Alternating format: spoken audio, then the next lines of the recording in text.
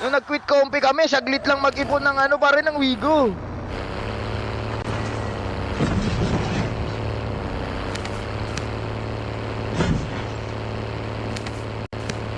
Totoo ba yung kay Tomas L300? Totoo yun guys.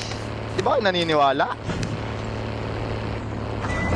Ang next ata bibili si Winter tsaka si Jet guys.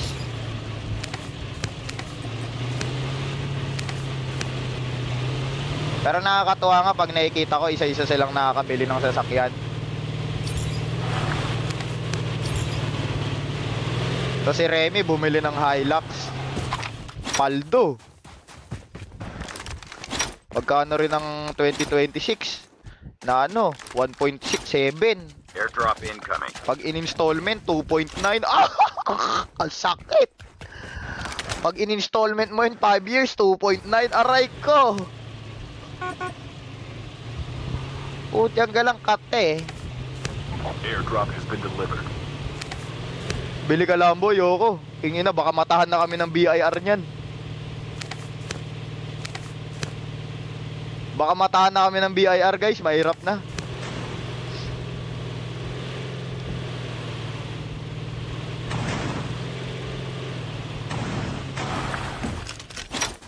Pero kung ano, bago mamatay, putyang gala, dapat makabili ako ng isang sports car. Para o kaya baka nga mag-Dodge ako or ano, Mustang. Para pag nagkaasawa ako tapos nagtampo, tatalikod siyang gano'n sa akin, nandun ako sa likod, putya, bobomba, gagawin. Tapos uuntog-untog ko doon sa ano, sa headrest. Yun lang naman yung pangarap ko sa buhay eh. Bobomba ko, tapos gagawin siya sa headrest. Oo, kung nalapitan yung ano ko, lalapitan mo pe. GTR, king inang yan, kahit mag-ambagan buong angka namin, di namin mabibilian. Di namin mabibilian pare. Pucha, magkano yan? Kung brand nyo bibili mo, 8 million. Kahit mag-ambagan buong angka namin, di mabibilian pare. Kahit sabi mo may 15 million ako, di ko bibili nyo, magdadalawang isip pa ako eh.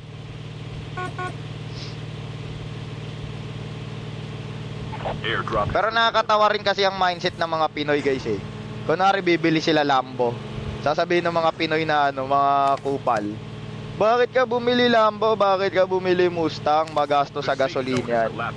Kupal, mukha bang bibili, may pambili na mga yun, tapos walang panggas? Isipin mo magkano yung bibili nila, ilang milyon, tapos yung gas pinoproblema mo. Di ba?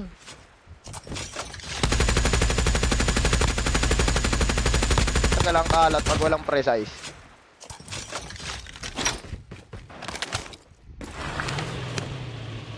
Hindi, hinihintay ko ilabas guys yung bagong Pajero eh.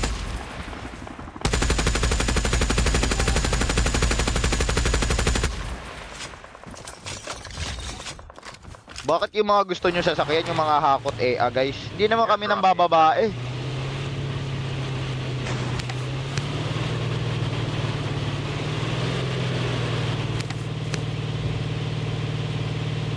Tapos nung nakaraan nga guys, nagbar kami, first time ko magbar. Isa lang na-realize ko, sayang lang talaga sa pera yon. Isipin nyo, sa isang gabi nakagastos kami 30 mil. Nabangingi ka na, nagbayad ka pa.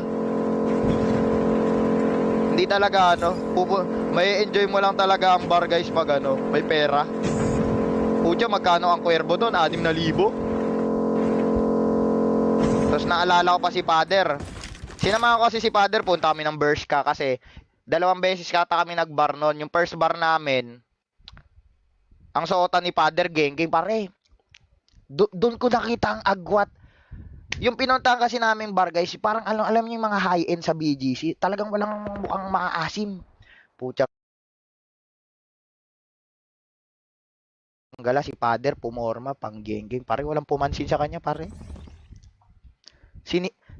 Natabunan siya ng mga mga Ralph Lauren na chinito pare. So sabi niya sa akin, yung pangalawang punta, Renzo, samahan mo ko. Bibili tayo ng, alam niyo yung mga country club na damitan, yung mga mukhang maggo-golf. E di bumalik kami, bumansi siya. Gastos niya ata nun, burst ka ang ano namin nun eh. Halos 8K. Pucha, Airdrop. dito, ayun. Pucha, 0 pa rin si Pida. Wala talaga pare. Siguro sa mukha na nagbe-base yung mga babae sa BGC pare, hindi na sa damit. Gogi. Bot pala yung isa. Ibig sabihin, yung mga babae doon nagbe-base talaga sa mukha pare, hindi na sa damit. Tapos sabi niya sa amin nun, Renzo, ang kukunin natin yung boxy crap para kita yung susi ng Mustang. Sabi ko, Pader, wala naman titingin sa susi pag mga lasing na yan, sa mukha lang yan. Buti na lang, na-enjoy ko yung mga calamares doon. Yun lang talaga in-enjoy ko doon eh. Tapos yung pangalawang bar namin, mas marami pang bading kaysa lalaki guys. Lalong nalungkot si Pader noon kasi ang pinunta naming bar nung pangalawa, Pobla ata yun.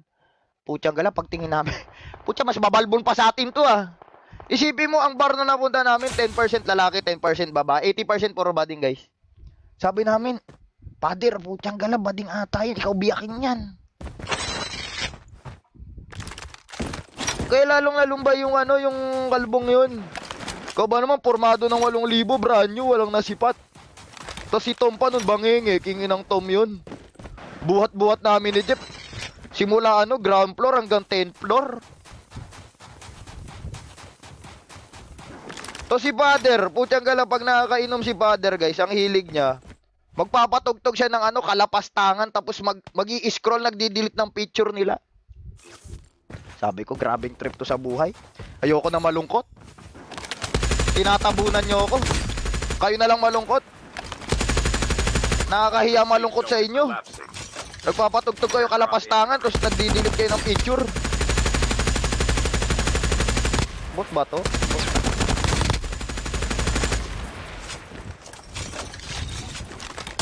Nakita niyo yung post ko sa parking lot? Ganon na ganon siya guys. Tapos sa Mustang, pag nakasakay ka sa kanya, kumakanta siya ng kalapastangan. Tapos hindi niya pinapatugtog, siya lang yung kumakanta. Putang galakan, diyan ka pala sa ano.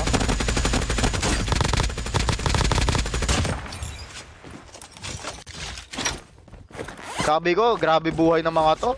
Di na nga, malungkot ako pero di, kayo na lang malungkot. Diyan gala kayo.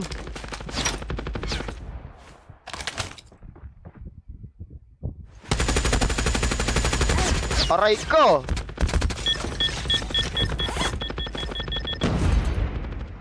Pag ganyan guys, kunwari ipit kayo sa ganyan, syempre bobombahin kayo to si pupush.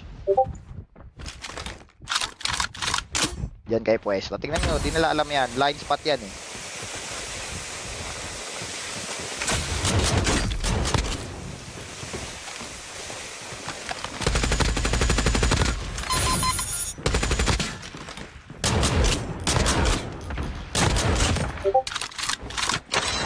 Sabi sa inyo, blind spot yan. Room daw wala guys, di mo na kami magkukumpi. Sino naman yung nag-i-scream? Paawat ka naman, walang tao ngayon.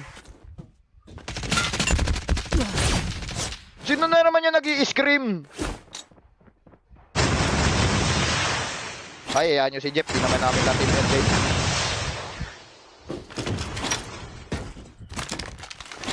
Ngayon ko nga lang nalaman, sad boy din pala si Jeff, no? Halata mo sa kanila, sino yung mga inom na inom eh. Pero at least saludo sa mga ganyan pare. Iniinom na lang nila kaysa nang bababae sila. Yan ang ano, saludo. Buy station is currently Diba? available. Saludo sa ganyan. Si Tomas lumaklak ng kuwerbo, nag-breakdance, nagsuka. Ah!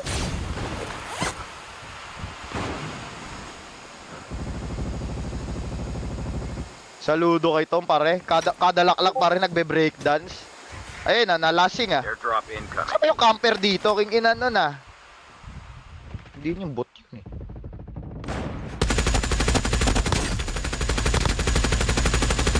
Tagal lang yun. Tagal lumabas nung isa.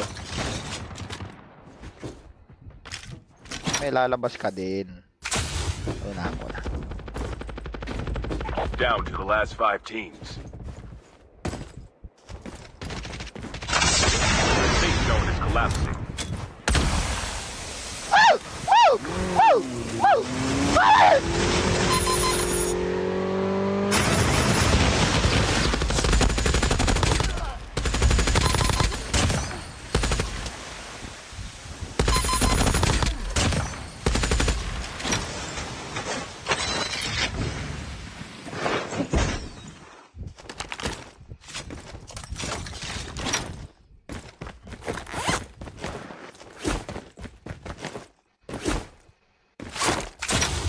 May nagrara-beager pala ngayon, no? Ito ako sa left ko. Only 2 teams left. Getting close to victory. Pero wala kaming stream ngayon, guys. Ewan ko sino yung nag-register na yan. Magpahinga ka naman niya. Sino yung nag-register na yan? 3 sunod na kayo na nanalo. Ibigay nyo naman sa iba yung pera. Jeff, tama ka na Jeff. Nakaka1 milyon ka na kay Perg, ha? Iparaya mo na sa iba yung Garena. Huwag mo ipahalatang masyado kang gahaman sa pera, ha? Nakaka1 milyon ka na kay Perg, ha? Ibigay mo na sa iba yan. Pati 500, pinagdadamot mo.